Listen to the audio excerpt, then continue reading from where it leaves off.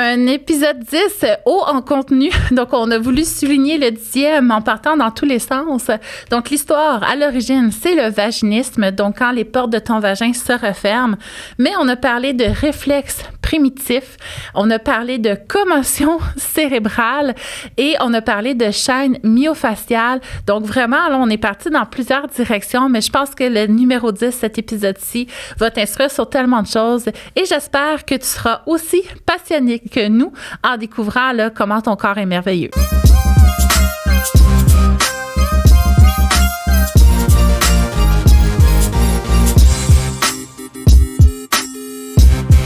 Épisode 10. Oh! C'est important, l'épisode 10. Oh, je suis chanceuse! Oui. On y va? Je suis prête. Salut! Écoute, bienvenue au canal Vaginal, épisode 10 avec Léa May. Oui! Yeah! C'est drôle parce qu'on devrait avoir une caméra qui nous filme entre les épisodes. Parce qu'entre les épisodes, on parle vraiment sans filtre de beaucoup de choses. Puis crime, je trouve ça super intéressant ce qu'on dit. Ça serait le fun de le partager. Je pense que ça, je devrais faire. Mettre mon cellulaire qui nous filme, puis entre les épisodes, je partage ça en story. On va faire ça. Mais là, j'ai pas mon trépied. T'as pas de trépied dans ta sacoche, hein? Non, mais on peut sûrement patenter quelque chose. On peut patenter de quoi pour l'autre épisode. Fait que, épisode 10, t'es-tu déjà prête à piger dans le bassin? Je suis déjà prête. Tu te sens déjà prête? Oui. Pas de préliminaire encore? Non. OK, ben vas-y. Prête sec. Puis en plus, Léa May, tu vois, il s'en vient ton May dans Léa, m'a demandé de le lire elle-même. Hey! On voit son leadership. Merci, mais 10e épisode spécial. Spatial. J'ai hâte de voir c'est quoi. Puis là, c'est ça. Scotch tape, j'ai peut-être un petit peu exagéré. Je pense que la prochaine fois, je vais mettre juste un petit tour de laine, tu sais. On a juste à glisser à la laine. Parce que là, il faudrait qu'on ait des ongles. Puis nous, les physios du Pyrénées, s'il y a quelque chose qu'on n'a pas d'envie, c'est des ongles. Hein? Ils sont très, très courts et... Faut pas qu'il y ait de blanc. Non, Parce que quand tu viens relâcher des tensions des coccygiens par voie vaginale, là, ta cliente, elle n'avait pas envie que tu aies des faux ongles. Alors... On a-tu un consentement? Nous avons un consentement. Bon! Le nom de scène. T'as tellement bien roulé ça, là. Ouais, c'est bien roulé. Julie, pour le nom de scène. OK. Julie, nom de scène. Parfait. Puis elle se sent comment, Julie? Bouleversement. Oh! Et surprise. On sait pas surprise cool ou surprise chiante. On sait pas. Puis bouleversement, ça peut être cool. Tu sais, un déménagement, c'est un bouleversement, là. Oui. OK, fait que lisons l'histoire. Allons voir. OK. Qu'est-ce qu'elle a à nous dire? Après avoir reçu un diagnostic de cancer du col traitable, ma gynécologue a mis la note sur la grande opération post-accouchement. Or, je n'avais pas encore d'enfant et j'étais en essai BB1. J'ai donc eu du stress et anxiété, incapable de tomber enceinte et même incapable de faire l'amour. J'avais des douleurs extrêmes au vagin lors des relations. J'étais rencontrée Mélanie avec mon conjoint pour suivi en physio. Grande amélioration mais lente. J'ai dû me faire inséminer pour premier bébé. À l'accouchement, toutes les douleurs sont parties. Toutes! Faire du sexe était même maintenant... Faire du sexe était même redevenu agréable. La pénétration était géniale. Puis, bébé 2 était conçu naturellement! Yeah! Voilà, okay, là, ma surprise. Des frissons partout, j'ai envie de brailler. Après des mois et des années de douleur. Fait qu'elle a réussi à avoir un deuxième bébé naturel. C'est donc bien cool. Elle a plus mal. Ouais, puis elle a une vie sexuelle heureuse. Puis l'accouchement l'a sauvée. Ben écoute, on peut partir dans beaucoup de sens. Ouais, parce que effectivement, tout le côté anxiété, hein, ça j'en ai parlé dans un autre épisode, mais ça veut pas dire que vous êtes à jour non plus là. Fait que je vais en reparler. Notre corps va réagir quand on est dans une situation de stress ou d'anxiété en protection puis en fuite. Donc, tu sais, par exemple, c'est ça. Là, cette nuit, en plus, j'ai fait un cauchemar que je me ramassais dans de l'eau avec des crocodiles. Fait que là, moi, j'étais vraiment en fuite. Puis j'en parlais dans l'auto, puis c'est comme si j'étais un peu dedans parce que je me suis fait réveiller avant de m'en sortir. Fait que là, je suis comme un peu là-dedans encore. Je suis encore dans mon eau de crocodile, dans mon intérieur, là, secret. Fait que là, qu'est-ce qui se passe, tu sais, quand il y a un crocodile qui te nage après? Ben, de un, c'est pas le temps de prendre une collation. Non, c'est le temps de flyer. Excusez pour le mot. Tu feras pas de sieste non plus. Non. C'est pas le temps de faire ton beau caca du matin. Non plus. Tu vas leur tenir. Fait que c'est ça qui arrive quand on est stressé. Puis c'est pas obligé d'être un crocodile pour que tout soit foqué, là. Tu sais, dans le fond, dès que tu es un peu stressé, ça va diminuer un peu l'arrivée vers tes intestins là, de messages, de digestion. Ça va diminuer aussi tout ce qui se passe là, dans le reste de tes organes. Parce que ton énergie, finalement, va s'en aller dans tes gros muscles superficiels pour te permettre de courir. Fait que tu vas avoir plein de tensions dans le cou, tu vas avoir plein de tensions, tes bras vont être lourds, tu vas avoir des tensions dans les fessiers, bref, dans tes muscles de course pour te permettre de fuir tes crocodiles. Ouais. Fait que là, ça arrive quand on est stressé, puis notre plancher pelvien, ben lui, il va se tendre aussi beaucoup. Parce que c'est pas le temps, hein, quand on est en train de courir après des... C'est pas le temps de faire pipi, c'est pas le temps d'aller à la selle. Non. Peut-être péter aiderait. On sait pas. Ils ont-tu l'odorat, les crocodiles? Je pense que oui. Peut-être que ça les affecte pas non plus. Là. Peut-être que ça les affecte pas, par contre. Faudrait lire des études de crocodiles avant de parler de crocodiles dans le podcast. Là, je vous avouerais que je suis pas très connaissante. À part en Floride. Hey, eux autres en Floride, là, je sais pas, t'es-tu déjà allée là? Je suis déjà allée en Floride, mais j'ai jamais vu de crocodile en Floride. J'ai jamais vu de crocodile sur un terrain de golf. Ben, pour moi, tu sais, crocodile, alligator, c'est la même affaire. OK. Là. Je sais que les crocodiles, ils ont les dents croches qui sortent, là, quand ils ont l'embouche fermée, puis les alligators, non. C'est à l'intérieur. C'est peut-être l'inverse aussi. Peut-être aussi. Tu sais, comme on n'est pas des physios des crocodiles. Mais moi, quand je m'en allais vers la NASA, avec mon autobus, on avait 12 ans, là, il y avait ça partout sur le bord du chemin, comme nous, on a des marmottes. Et j'étais, voyons, stick. Il y en avait partout, là, sur le bord de l'autoroute. J'étais, voyons, 1, 2, 3, tu sais, on a compté comme une dizaine. Je m'en allais où? Ah oui, Pyrénées. Je m'en allais où avec mon histoire de NASA? Fait que... effectivement, on va se rentrer la queue entre les jambes, comme un petit chien qui a peur. Fait que ça, pour rentrer une queue entre les jambes, les chiens utilisent leur plancher pelvien. Fait que c'est un peu ce qu'on va se faire. Fait qu'on va se refermer les portes là, pour qu'il se passe rien là-dedans. Fait que effectivement, je comprends très bien celle qui nous a partagé son histoire d'avoir eu cette réaction réflexe-là. Puis c'est pour ça, souvent, je sais pas toi, mais moi, je vais souvent travailler en équipe avec une sexologue. Pour justement que la portion queue entre les jambes soit adressée pour qu'au niveau physique, finalement, on ait un peu plus d'espace là, pour faire un chemin. En effet, parce que même si on met toutes les chances de notre côté au niveau vraiment muscles, anatomie, système nerveux, tout ça, s'il y a quand même des petits trucs qui sont adressés peut-être par d'autres professionnels, c'est ultra important d'aller chercher cette aide-là. Parce que c'est ça. Si nous, on fait tout ce qu'on peut, après ça, ben des fois, il manque des petits morceaux de puzzle à aller chercher pour que ça fonctionne. Mais chaque cas pelvien, mais à vrai dire, ça doit être la même chose pour plusieurs autres régions du corps, mais là, tu sais, nous, notre passion, c'est ça, hein, l'entrejambe. Fait que chaque cas pelvien, selon moi, devrait être vu aussi par une équipe de pros. Là. Puis ça, c'est encore plus dur parce qu'encore une fois, on est toutes paramédicales, fait qu'on est toutes en dehors de ce qui est remboursé par nos impôts. Donc, on se ramasse à devoir investir là, souvent. Mais effectivement, tu sais, moi, j'en ai une cliente, justement, qui avait des douleurs complexes, des symptômes complexes pelviens. Il a fallu qu'elle intègre ses réflexes archaïques, ça. Il a fallu qu'elle aller voir une ergothérapeute pour ça. Fait que on a été comme une petite gang là, à la soutenir dans son processus. Ça a été vraiment super intéressant. Mais il y a des physios qui le font aussi, les réflexes archaïques. Tu l'as-tu fait de ta formation, toi? Moi, je ne l'ai pas fait. Mais oui, je sais que j'ai des collègues en ce moment qui le font. Ouais, ben. Mais moi, ça, c'est pas dans ta clinique? Ma boîte à outils. Oh, ça, je sais pas. Tu sais pas s'il y en a dans ta clinique? Parce que moi, c'est quelque chose qui m'intéresse parce que mes enfants en ont eu besoin. OK.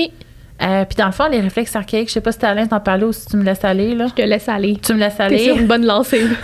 Allons-y, les réflexes archaïques. Fait que ça, dans le fond, tu sais, quand on est dans le ventre de notre maman, on a des réflexes primitifs qui vont nous permettre de survivre quand on est. Donc, par exemple, le réflexe de succion, chercher le sein, donc s'alimenter, c'est toutes des réflexes, puis on en a plusieurs. Là, le réflexe, par exemple, tu tires un petit peu les bras de ton bébé, il explose là, comme s'il était dans les montagnes russes. Ça, c'est le Moro, si je me rappelle bien. Oui, il y a aussi celui avec, il me semble, c'est comme le parachute, là. Fait que si tu le mets un peu sur le ventre, il va avoir tendance à mettre ses petits bras pour protéger sa petite tête. Pour gripper aussi. Oui, je pense que c'est le réflexe d'agrippement. Bon, tu vois, je cherchais le nom, mais ça s'appelle, pour une fois qu'ils mettent ça simple, on va le garder simple. Fait que de venir rattraper le doigt de maman ou de papa là, avec la petite main. Il y a le lambert aussi, là. Ça, pour de vrai, je m'excuse, OK, parce que vraiment, il faut que je l'étudie, mais à mes souvenir, le lombaire, c'est sur le bord de la colonne. Quand tu flottes d'un côté, tu vas plier, de l'autre côté, tu plies. Puis les petits bébés, si tu fais les deux bords, ils font pipi, là. Je ne pourrais me prononcer sur ça. Pourquoi que je dis le lombaire? Puis honnêtement, si c'est pas le bon nom, je suis vraiment désolée, gang. Puis les professionnels qui nous écoutent, écrivez-le, qu'on n'ait pas de l'air trop fou, là, parce que c'est vraiment un domaine que les gens étudient, que j'ai pas encore fait, mais j'ai vraiment l'intérêt de le faire. Mais moi, ma fille, c'était ça qu'elle avait, dans le fond. Elle avait un problème d'intégration. Fait qu'elle, tu sais, à partir d'un certain âge, tes réflexes primitifs vont partir pour laisser place finalement à ton contrôle conscient puis tout ça, puis des fois inconscient aussi, mais ce sera plus des réflexes là comme ça, mais ces chemins neuraux là qui ont créé les réflexes, c'est des boucles qui sont nécessaires pour le reste de ta vie. Puis si tes réflexes ne s'intègrent pas pour une raison X, Y, Z, mais c'est des petits chemins des fois qui sont moins bien faits, ou si ça intègre, ben c'est ça. Fait que moi, ma fille, ça ne l'était pas intégré, son lombaire. Fait que la nuit, si son drap frottait un peu son dos, ça allait déclencher l'urine. Oh non! Fait que ça peut être une raison des pipis la nuit. Oh non! Ouais, fait qu'elle, mon nom, elle a été suivie en ergothérapie pour ça. Puis je sais qu'il y a des chiros qui le font aussi. Oui. Parce que ma deuxième fille, Mérédith, qui est ultra gaffeuse, elle se casse un os, même des fois 2 par année. Ben voyons.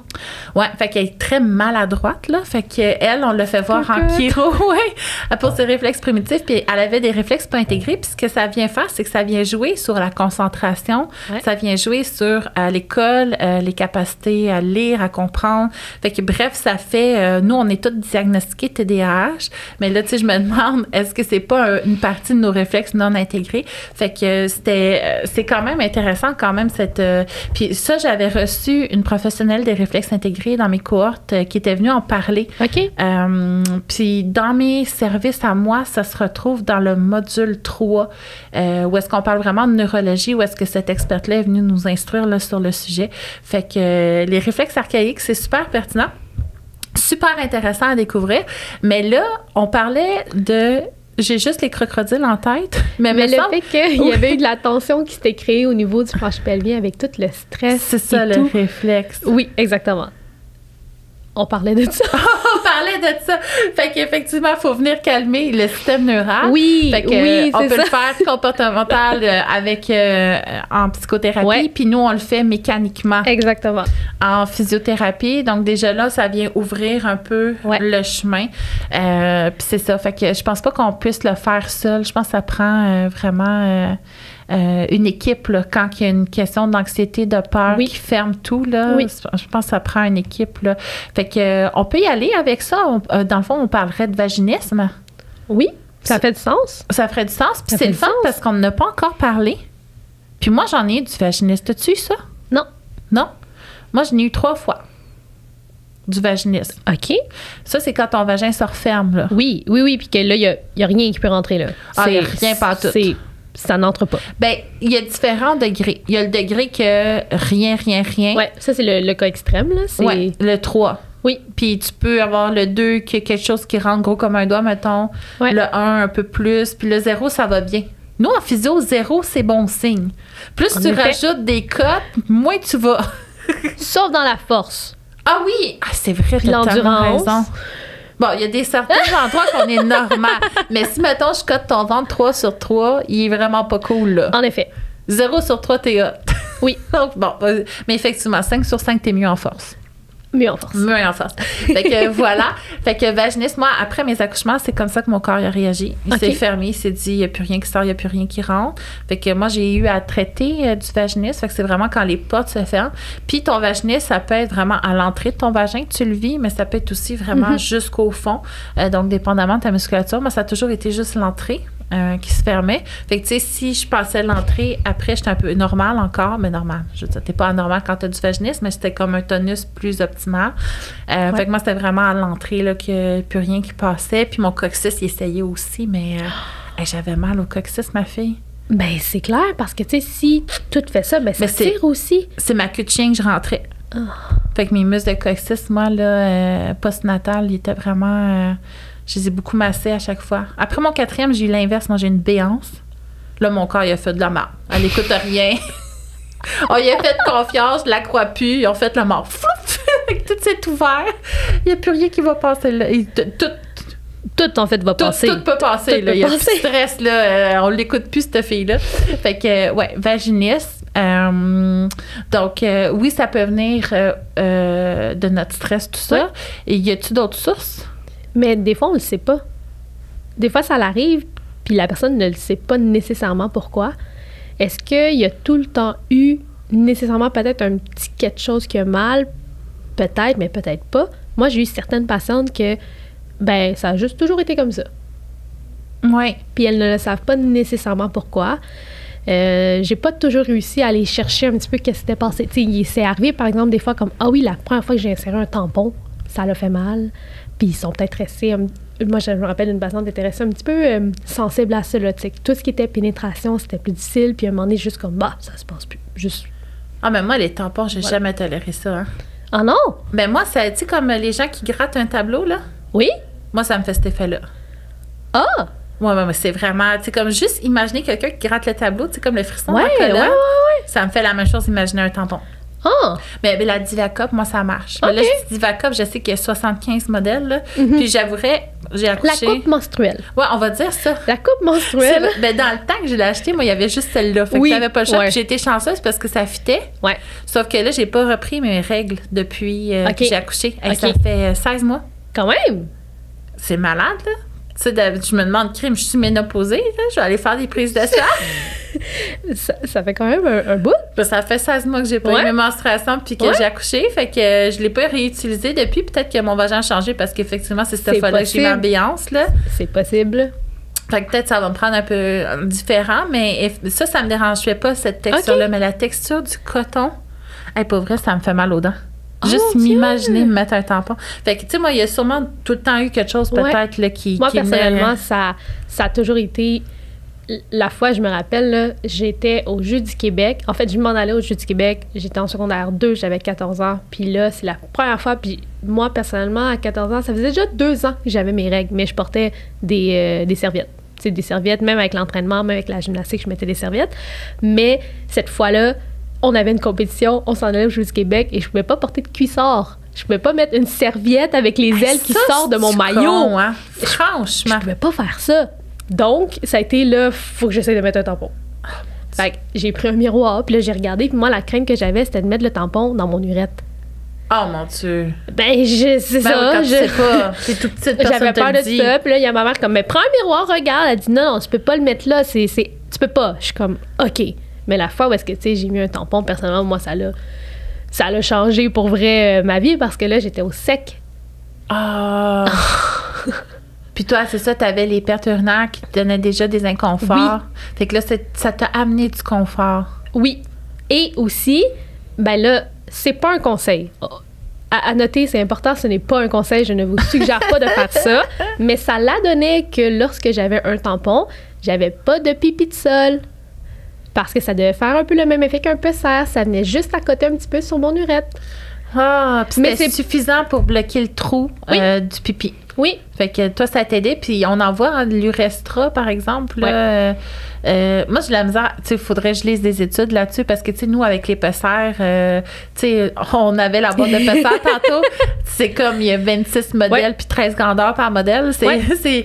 Puis souvent, moi, j'en essaye 5 avant de trouver le bon Ok. pesseur. Fait que si je me dis, crime, un one fit all, je sais pas si c'est possible. Tu sais, tant mieux si t'as essayé puis ça a marché. Mais si t'en as avec les pesseurs, me semble que c'est une gymnastique trouver Ouais. le bon. Fait que toi, dans le fond, c'est ce que tu avais besoin pour soutenir ta continence. c'était vraiment C'est un suffisant. petit support interne. Mais en même temps, à cet âge-là, j'ai pas eu de grossesse, j'ai pas accouché.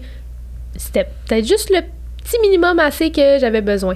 Mais dans tous les cas, ce n'est pas un conseil. Je ne Mais vous non. suggère pas de mettre un tampon pour limiter les fuites urinaires.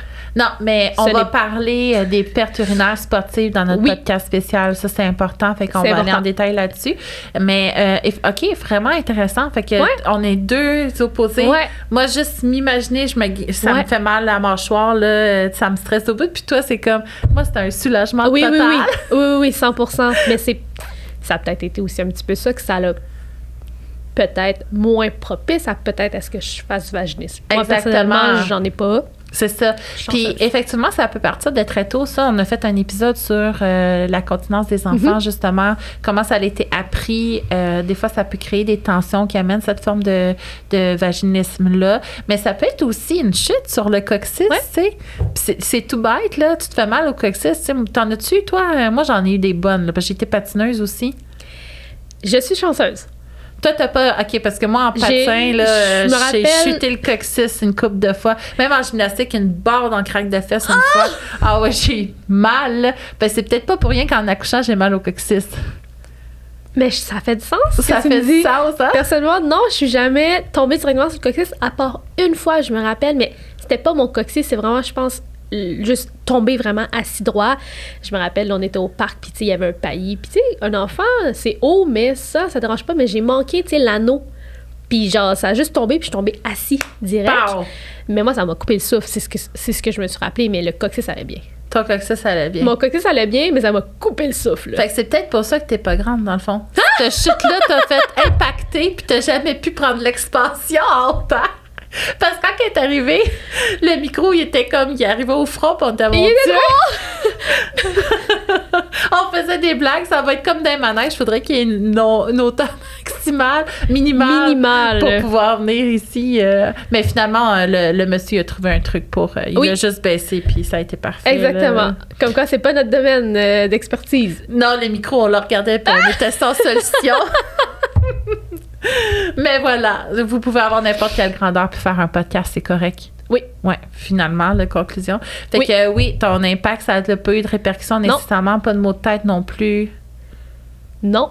Bon, non. Mais tant mieux. Non, moi, ça, c'est une autre affaire, mais c'est plus mes symptômes post-commotionnels. Mais ça, c'est une autre chose. Fait OK, c'est ça, parce que tu as eu une commotion. Je l'ai fait 3. 3, OK, c'est bien quand même. Parce que ça aussi, ça se traite en physio, t'en traites-tu? Oui. Un petit peu. Mais parce qu'il y en a qui se forment là-dedans vraiment. Non, là. moi, je suis pas vraiment complètement là-dedans, mais ça m'intéresse beaucoup, beaucoup, beaucoup. Oui. Puis, avec un petit peu les formations de relâchement myofacial, avec celle de Doreen Killens, puis Betty-Anne Baron, que j'ai suivie. Oh my God, ça vient de changer un petit peu ma vision des choses, puis un petit peu mon approche, définitivement.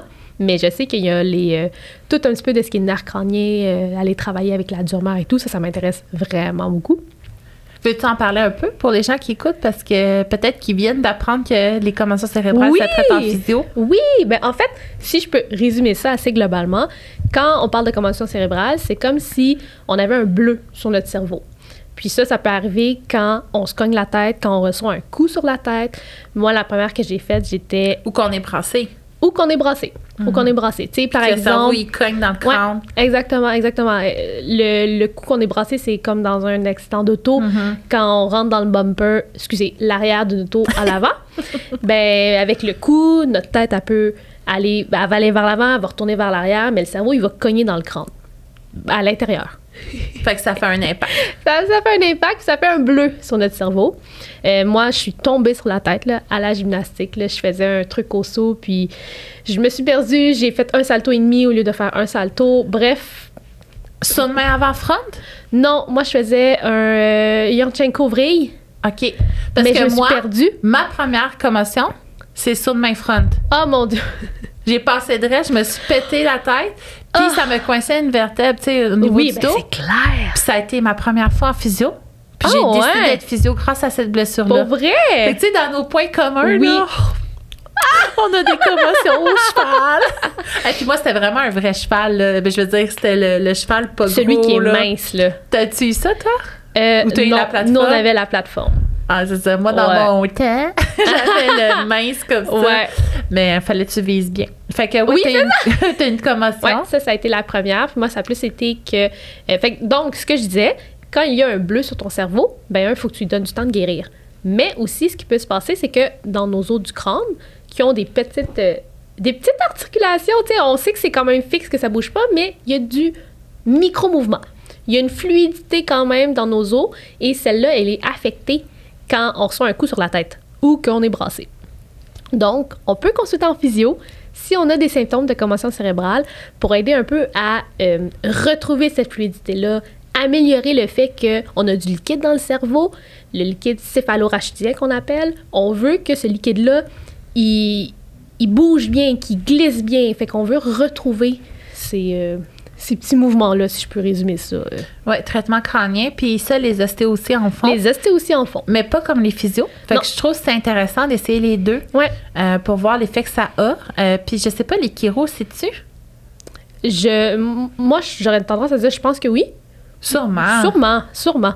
OK. Fait que dans le fond, mais de toute notre façon, avec notre vision, puis notre approche, puis même d'une physio à l'autre, souvent, il va y avoir des approches différentes. Puis tu parlais du myofacial, ça, j'en parle souvent. Oui. Je sais pas si tu veux aller en plus en détail par rapport aux commotions avec ça. Oui, ben en fait, le myofacial, quand on parle de myofacial, c'est le fait qu'on a nos muscles, puis nos muscles, ils ont des enveloppes autour qu'on appelle les fascias. Et ce qui est le fun, là, c'est que c'est pas comme un muscle, une enveloppe. Un muscle, une enveloppe. Souvent, c'est un muscle, mais le muscle à côté, il a la même enveloppe. Fait que souvent, c'est des continuités de chaînes de fascia qu'on appelle. Puis, ça, c'est des tissus aussi qui, avec des impacts, ils peuvent se raidir, ils peuvent avoir des tensions. C'est souvent aussi, les fascias, c'est une structure qu'on doit aller travailler pour vraiment, exemple, permettre des fois un vrai relâchement parce que des fois, si le fascia, si ton enveloppe, elle est vraiment raide et t'as bien beau faire toute la thérapie manuelle, les exercices d'étirement pour relâcher ton muscle, il va revenir tendu comme il est si on n'a pas été travailler son enveloppe. Ouais. Puis ça, les fascias, c'est vraiment passionnant parce que je lisais un article. C'est tellement le fun! Ouais, c'est vraiment trippant. Je lisais un article, puis tu sais, les fascias vont vraiment contribuer à notre équilibre, à nos réflexes. Fait qu'ils vont réagir finalement à nos contractions musculaires pour équilibrer dans notre corps puis qu'on soit stable. Puis il y a même certains fascias, en tout cas, c'est ce que j'ai lu, là, qui avaient les capacités de contracter. Fait qu'ils pouvaient même, eux autres même, influencer qu'est-ce qui se passait dans notre corps. Fait que ça, tu sais, je l'ai lu dans une étude. Fait qu'il va falloir que j'aille lire plus loin. Mais j'étais vraiment surprise d'apprendre que finalement, eux autres, ils faisaient pas juste subir un peu puis être en réaction contre le corps, mais il y avait aussi une composante où ils venaient changer notre façon de faire. Oui. Fait que ça vaut vraiment la peine de venir... c'est super intéressant. Puis également, il n'y en a pas non plus que autour des muscles. Les fascias aussi viennent quand même remplir notre corps. Ouais. C'est-à-dire que on n'a pas des trous dans notre corps, on n'a pas des espaces où est-ce qu'il n'y a rien. Si, souvent, on a la belle image de si on a vu une planche anatomique d'un corps humain, ils ont enlevé les fascias. Fait qu'on voit juste le cœur, le poumon, les muscles autour, les os, les nerfs. Mais les fascias, ils les ont enlevés. Mais il y en a partout! C'est comme... vraiment fatigant quand je veux faire... Ah, tu vois, tu frappes ton micro. Mais quand je veux faire de l'enseignement d'anatomie sur mon programme, il y en a partout. Puis il faut que je les enlève un à la fois pour me rendre aux muscles. Comme si, tu sais, il y avait comme 10 fascias que tu enlèves, vas-tu arriver au maudit muscle? Mais oui, comme une toile d'araignée, je te laisse continuer. Donc, tu sais, c'est ça remplit l'espace. Et ça aussi, ces fascias-là, si n'importe quoi, on est un peu stressé, ils vont prendre aussi un peu la position qu'on leur donne. Fait qu'exemple, que le muscle est plus court, ben ils vont tendance à rester plus court. Mais c'est ça. Fait que c'est autant un aspect... Moi, je trouve que c'est l'outil qui manque un petit peu quand on sort directement de l'école, où est-ce qu'on parle de muscles, nerfs, articulations. Mais je trouve que la partie fascia, c'est souvent le petit casse-tête qui te manque. C'est la globalité. Tu sais, on va parler, mettons, quelqu'un a mal au pied, on va faire le quadrant inférieur, on va faire un petit bilan. Mais vraiment, la globalité du corps, puis ça se répercute un peu aussi même dans les organismes payeurs comme la CNSST. Tu sais, des fois, les gens vont avoir une tendinite au coude, puis tu peux juste traiter le coude. Quand tu sais que ça vient du cou, il faut faire une demande pour le cou. Fait que là, ça devient, voyons, tu sais, c'est comme le coude, voyons, on va t'arrêter de les frapper, maudit micro? À chaque fois, je le tasse, il me fait un 360. Fait que le coude, tu sais, il n'est pas tout seul comme j'ai un coude. Tu sais, le coude fait partie d'un bras. Oui. Puis dans le bras, il y a pas mal de stock. Puis le bras, il est attaché sur un corps. Puis, tu sais, les nerfs viennent d'un coup. Fait que c'est comme plus complexe. Fait qu'effectivement, cette notion de globalité-là, moi, les champs myofasciales, ça a vraiment été révélateur pour moi aussi dans ma pratique, ma vision du corps. Comment ça que tout est lié? T'as envie de partir sur autre chose, là? Non, mais c'est ça. Dans la même lancée où je vais aller comme quand même travailler au niveau du cou, aller relâcher au niveau du bas de la tête, à l'arrière du crâne, même si la personne va consulter en rééducation périnéale. Oui. Parce qu'il y a des lignes de fascia qui s'en vont là. Ben oui. Puis, fait que c'est ça. Non, c'est vraiment excitant. J'aime vraiment ça, les fascias. Oui, c'est vraiment fascinant. Puis c'est ce que je parle aussi, tu sais, pour traiter, par exemple, une béance vaginale. Je sais que t'en allais vers là. Oui, mais moi, j'en parle tout le temps. Oui. Mais c'est parce que c'est ça. Si t'as les fascias des mollets, là, je vais dire les mollets super raides, puis que tout tire par en bas, tu sais, c'est normal que tout tire. Fait que pour traiter, finalement, là, je parle de béance, c'est quand le vagin reste ouvert, là. Mais pour traiter une béance, il faut que tu viennes voir tout le monde de la chaîne. Puis là, dans la chaîne du plancher pelvien, c'est la chaîne antérieure profonde. Oui. On a le fascia plantaire. Le fascia plantaire avec jusqu'au gros orteil. Gros orteil, jusqu'au très gros important. orteil. Pas juste en fascia, hein? Il est important dans la stimulation pelvienne. Quand on marche, si on vient vraiment chercher l'extension complète du gros orteil, on vient activer notre région pelvienne d'une façon supportante. Fait que, tu sais, pour les coureuses, les marcheuses, on en reparlera. Fait que, oui, gros orteil. Gros orteil, les mollets, les adducteurs. Le muscle à l'intérieur des cuisses. C'est vrai. Muscles à l'intérieur des cuisses. On remonte vers justement tout ce qui est cavité vaginale, plancher pelvien. Avec les muscles de coccyx et le piriforme, qui est, je me trompe pas? Oui, non, oui. Le piriforme, qui est, les gens disent j'ai mal au sciatique. Oui, ou au nerf asiatique. Oui. Hey, ça, c'est vrai qu'on l'entend souvent. Hein? Je me suis coincée l'asiatique. OK. Puis là, après ça repasse par l'intérieur. Passe par le diaphragme. Les psoas cœliaques. Ah oui, j'ai oublié ça, excusez. Psoas cœliaques. Ouais. Là, ça, je pense qu'elle remonte vers le diaphragme. Au diaphragme. La cavité thoracique, ça, je sais pas les détails, là, mais il est pas mal. Elle passe autour. Scalène, masséter, puis... Sous-occipitaux, je pense. Ouais.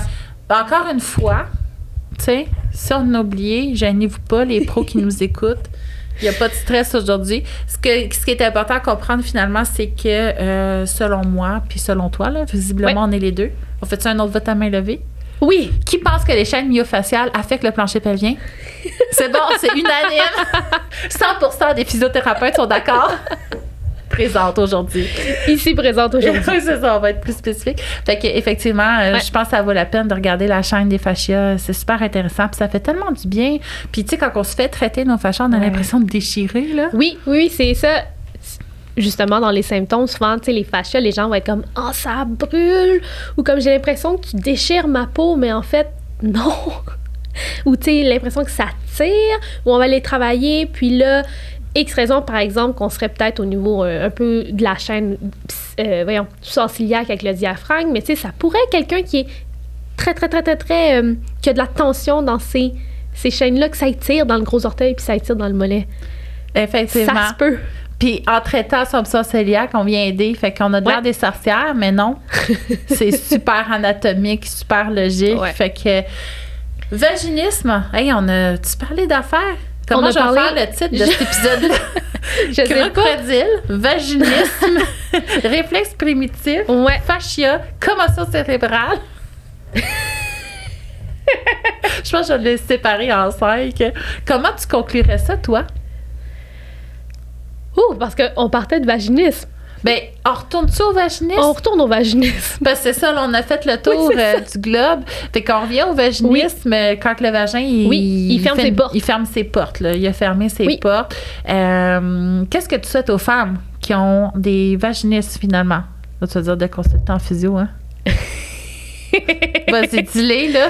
Je leur suggère fortement de consulter en physiothérapie, mais aussi, ça peut être tellement une bonne idée d'aller chercher aussi les autres professionnels, comme ça peut être un travailleur social, ça peut être un sexologue, ça peut être un psychologue, un ou une psychologue, parce que des fois, oui, on a vraiment le côté en muscle, qui a de la tension et tout, on peut avoir vraiment notre corps, mais ça se peut aussi que généralement, si soudainement on ferme les portes, ben ça peut créer d'autres choses, plus au niveau côté santé psychologique. Ou santé psychologique qui ferme les portes. Là, aussi, vice-versa. Ça peut vraiment valoir la peine d'aller chercher de l'aide. Oui, puis vous n'êtes pas seul. Non, c'est plus fréquent qu'on pense.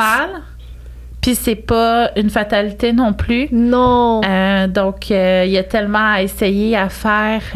Bref, je vous souhaite un chemin doux pour retrouver votre confort. Puis ça part dans tous les sens parce qu'effectivement, un vaginisme, les sources sont dans tous les sens aussi. Mais j'espère que vous avez eu du plaisir à écouter cet épisode-là. Puis là, c'est le titre qu'il va falloir qu'on trouve tout de suite après. Oh my God, à l'aide. Fait que merci d'avoir été là, les filles.